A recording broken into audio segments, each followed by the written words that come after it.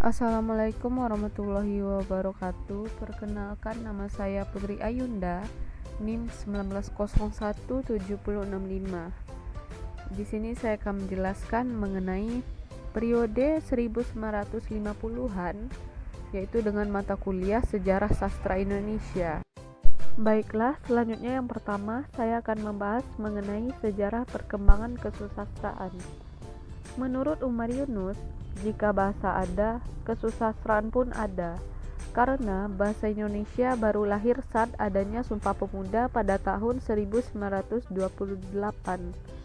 Maka Umar Yunus berpendapat bahwa kesusastraan Indonesia baru lahir pada tanggal 28 Oktober 1928. Sehingga menurutnya, karya sastra yang terbit sebelum tahun 1928 dianggap bukan digolongkan sebagai hasil sastra Indonesia, melainkan sebagai hasil karya sastra Melayu saja.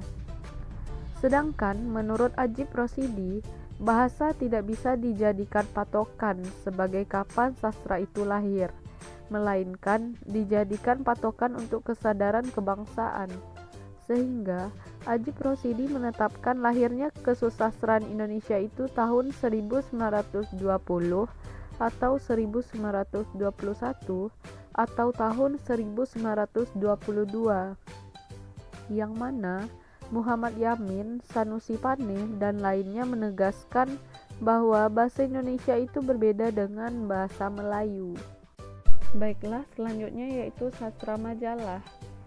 Sejak tahun 1953, Balai Pustaka kedudukannya tidak menentu.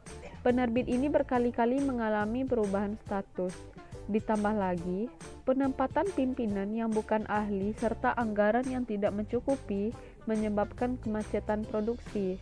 Oleh karena itu, aktivitas sastra terutama hanya dalam majalah-majalah seperti Gelanggang atau Siasat, Mimbar Indonesia, Zenit, dan Pujangga Baru. Karangan-karangan yang dapat dimuat pun akhirnya hanya dalam bentuk sajak, cerpen, dan karangan lain yang tidak begitu panjang sesuai kebutuhan majalah.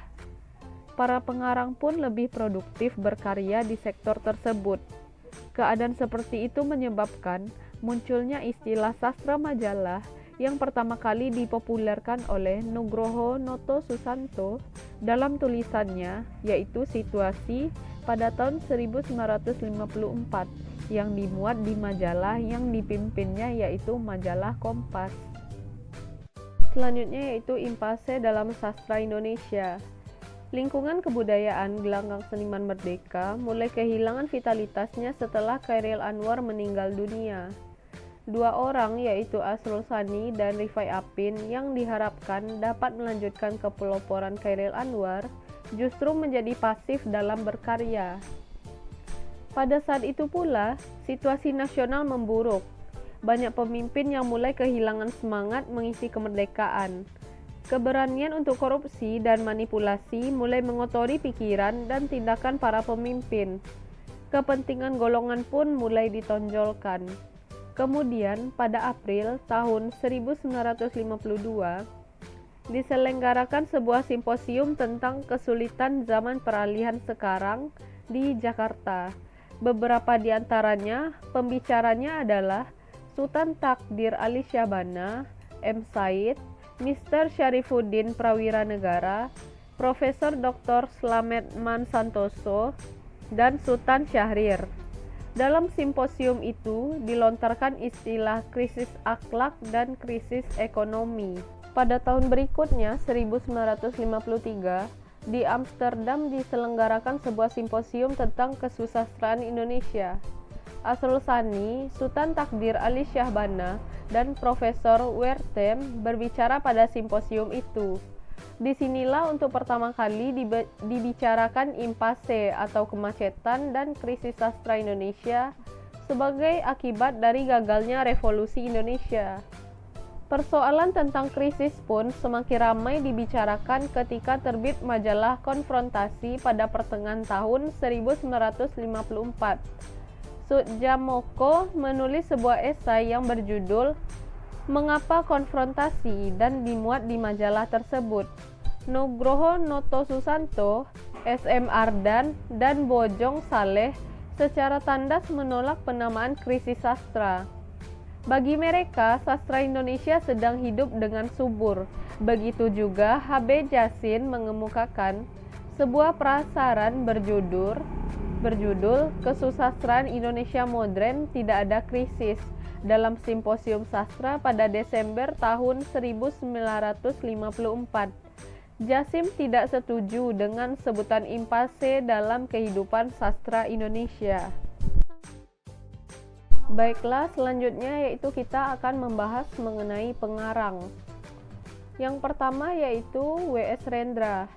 Lahir di Solo, Hindia Belanda pada tanggal 7 November tahun 1935 dan meninggal di Depok, Jawa Barat pada 6 Agustus 2009 pada umur 73 tahun.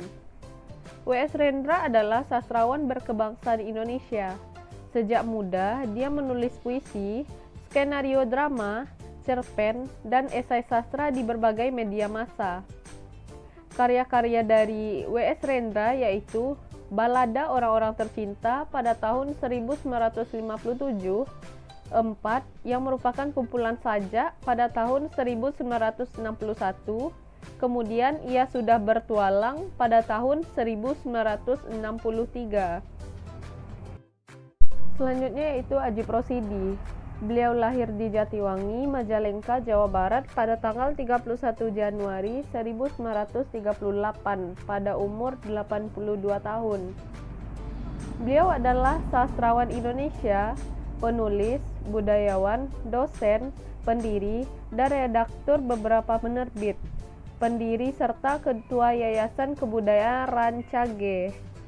Karya-karya dari Adjie Rosidi yaitu Tahun-Tahun Kematian pada tahun 1955, Pesta pada tahun 1956, Di Tengah Keluarga pada tahun 1956, Sebuah Rumah Buat Hari Tua pada tahun 1968, Perjalanan Pengantin pada tahun 1958, Cari Muatan pada tahun 1959, Cerita Pendek Indonesia pada tahun 1958, dan kemudian Surat Cinta Enda Rasidin pada tahun 1960. Selanjutnya yaitu A.A. Nafis. Beliau lahir di Kampung Jawa, Padang Panjang pada tanggal 17 November tahun 1924 dan meninggal di Padang, Sumatera Barat pada tanggal 22 Maret tahun 2003 pada umur 78 tahun. Beliau adalah seorang sastrawan dan budayawan terkemuka di Indonesia yang lebih dikenal dengan nama A.A. Nafis. Ia menjadikan menulis sebagai alat dalam kehidupannya. Karya-karya dari A.A. Nafis yaitu Robohnya Surau Kami pada tahun 1956, selanjutnya Biang Lala pada tahun 1963, Hujan Panas pada tahun 1963, dan yang terakhir yaitu Kemarau pada tahun 1967. Selanjutnya yaitu Pramudia Anantatur. Beliau lahir pada tanggal 6 Februari tahun 1925 di daerah Blora, Jawa Tengah dan meninggal di Jakarta pada 30 April 2006 pada umur 81 tahun. Beliau dianggap sebagai salah satu pengarang yang produktif dalam sejarah sastra Indonesia. Karya-karyanya yaitu Bukan Pasar Malam pada tahun 1951, Keluarga Gerilya pada tahun 1951,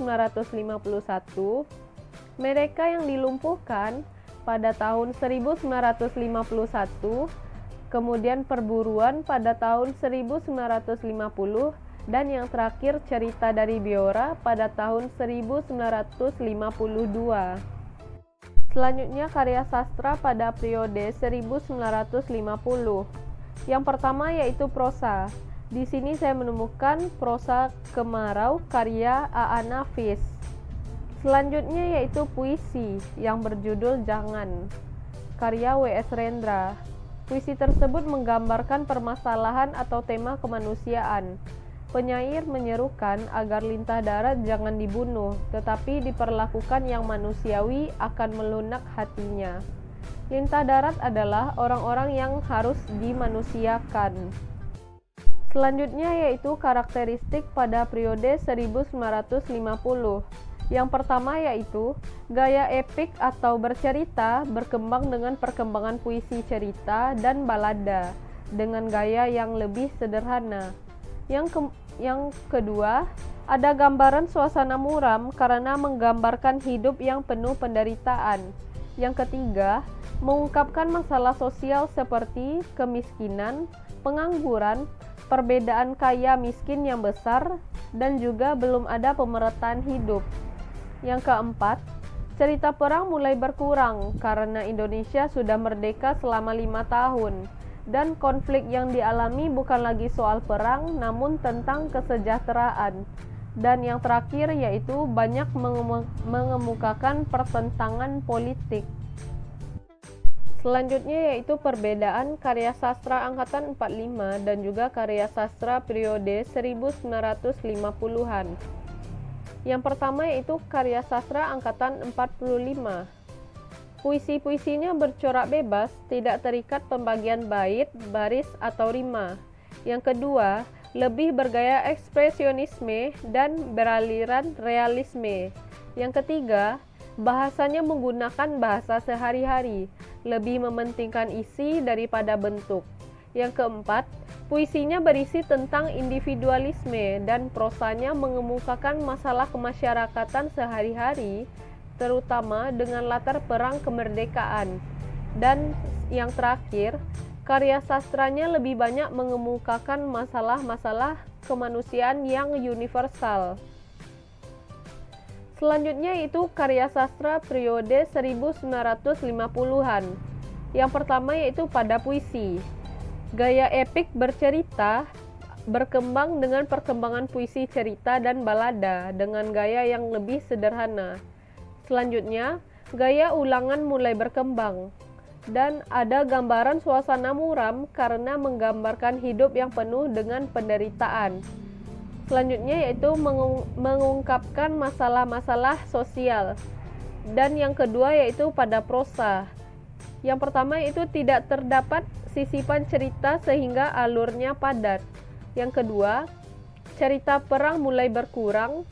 Selanjutnya itu menggambarkan kehidupan masyarakat sehari-hari dan tentang kehidupan pedesaan dan daerah mulai digarap. Dan yang terakhir, banyak mengemukakan pertentangan-pertentangan politik.